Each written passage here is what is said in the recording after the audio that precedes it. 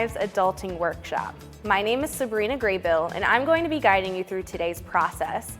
By the end of this workshop, you'll have a better idea of what expenses from adulthood are really like, how to budget or save money in various areas, and overall have a clearer understanding of financial responsibility.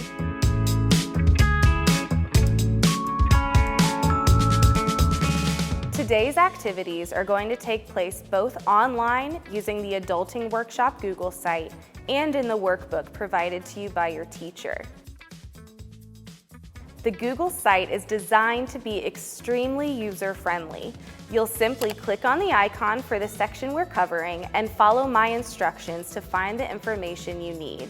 This workbook will be where you keep track of all of the information you're gaining throughout the workshop.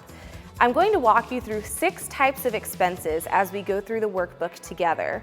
You're going to choose a career, what kind of family you want, what kind of home you'd like to live in, the transportation you'll use, other luxuries, and even recreational activities. As you're going through the workbook, the budget calculator on page 2 is going to be your most important page.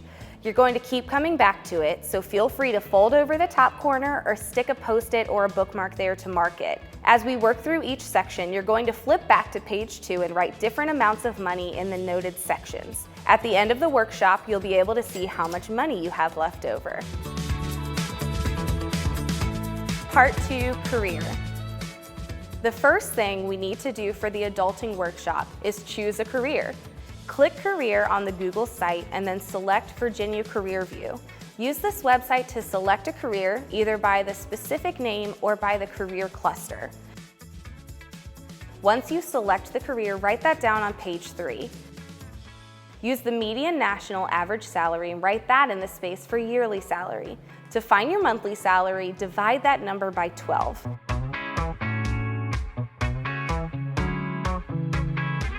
We're using the national average salary to keep things simple, but in real life, the salary will vary based on the area you live in. Once you've found your monthly salary, make sure to write it in the top starting balance space on your budget calculator.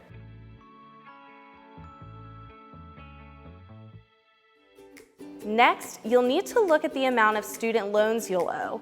Every career is different. Some require a lot of school and some require no school at all. On your career page, look at the education section.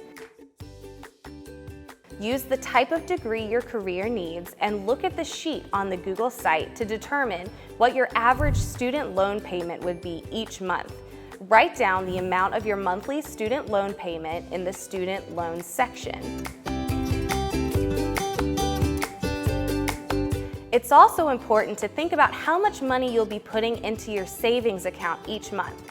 It's recommended to put 10% of your earnings into savings. An easy way to figure out this number without a calculator is to move the decimal 1 space to the left. For instance, if you make $1,233.21 in a month, you'll move the decimal 1 space to the left, which gives you $123.32 that you'll put into savings.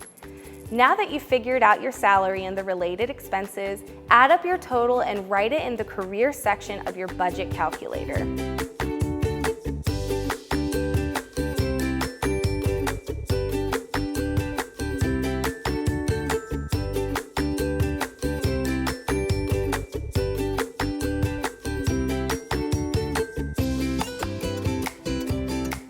Part 3, Family. Our next section is Family. Family looks different for every person, so the expenses of each family look different as well. For example, a family of 6 is going to pay more for groceries than a family of 2 simply because there are more mouths to feed. Take some time to think about what your ideal family would look like. Do you want to be married? Have kids? Have pets? Now that you've thought about your future family, use the Google site to determine the cost for each of the items listed on the table. If an expense doesn't apply to you, like if you choose no children, you won't have a cost for childcare, you can simply write 0 in that space.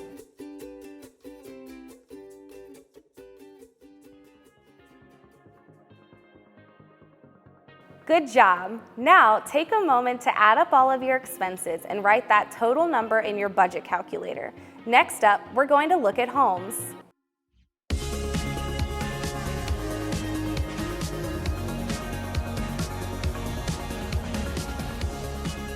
Part 4, home.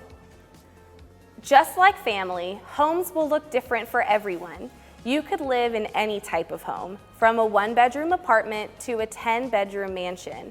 But keep in mind that the bigger the house, the higher the monthly payment. Consider your family size as well. If you're married with 4 children, chances are a 2-bedroom house will be a little tight. In real life, the cost of housing will change depending on the location you live in. Apartments in a big city can sometimes cost more than a large house in a more rural area. For this workshop, we're using the national average, just like we did for your salary. Use the spreadsheet on the home section of the Google site to find the cost of the home expenses in your workbook.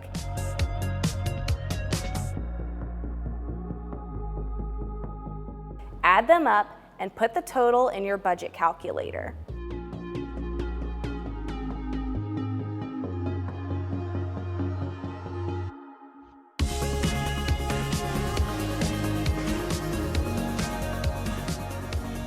Part 5, transportation. Next, you're going to need to know how you'll get around. There are a lot of transportation options out there. The easiest way to narrow them down is to determine whether you'll have your own vehicle or use public transportation. There are pros and cons to each option, so take some time to consider which will be best for you.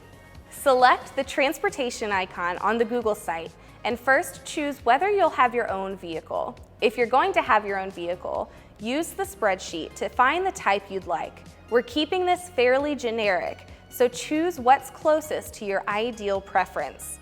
Use the vehicle you choose to determine your average monthly car payment, as well as your car insurance and gasoline cost. If you'd rather not have your own vehicle, choose which type of public transportation you'd like to use.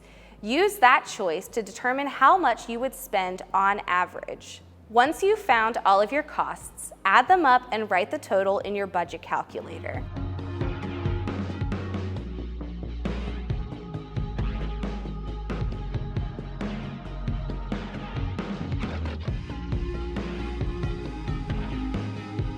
Part 6, other bills.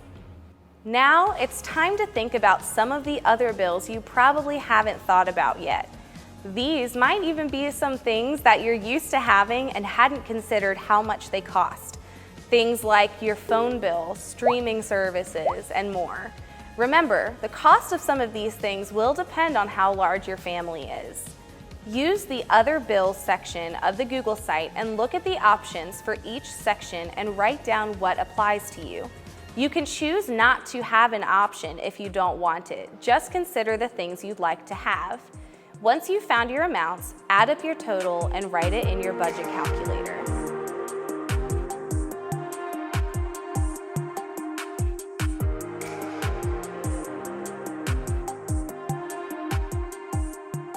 Part 7, recreation. Now that you've gotten all of your required expenses taken care of, you can take some time to think about the things you can choose to spend your money on.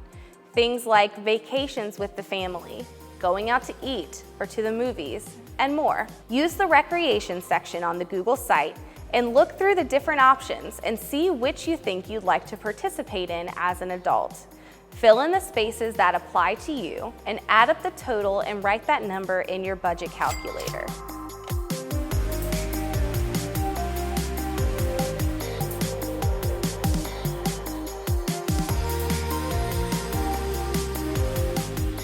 Part 8, reflection. Congratulations on completing the adulting workshop. I hope that this experience was entertaining and eye-opening for you. Use the reflection questions at the end of your workbook to think about the things that you learned. What things surprised you? What do you think you learned? Spend some time talking with your classmates and see what was interesting to them. Feel free to keep your workbook and look back on it if you'd like. The exact numbers may change over the years as you get closer to adulthood, but the overall percentages of what will take up most of your finances will remain the same. We here at Iron Lives wish you the best of luck and thank you so much for participating in the adulting workshop.